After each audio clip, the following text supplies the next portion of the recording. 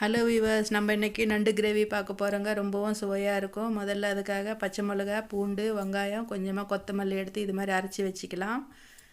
4 தக்காளி எடுத்து அதையும் நல்லா விழுதாக பண்ணி வச்சுருக்கேன். இப்போ கடாய் வச்சுக்கிட்டு கடாயில் வந்துட்டு கொஞ்சமாக எண்ணெய் விட்டுட்டு எண்ணெயில் கொஞ்சம் சோம்பு, பட்டை போட்டுக்கலாம்.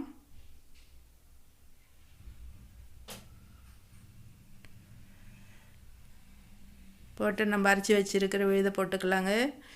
பூண்டு, வெங்காயம் எல்லாம் அரைச்சோம் இல்லையா, அதை போட்டுக்கலாம் ஃபஸ்ட்டு.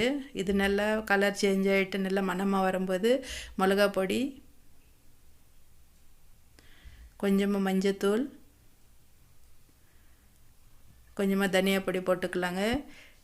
போட்டு நல்லா இது கொஞ்ச நேரம் இது மாதிரி ஃப்ரை பண்ணிக்கலாம். இப்போ நம்ம அரைச்சி வச்சுருக்கிற தக்காளி விழுதை போட்டு இந்த நண்டையும் போட்டு நல்லா கொதிக்க வச்சு இறக்கிக்கிட்டோம்னா நண்டு கிரேவி ரெடி.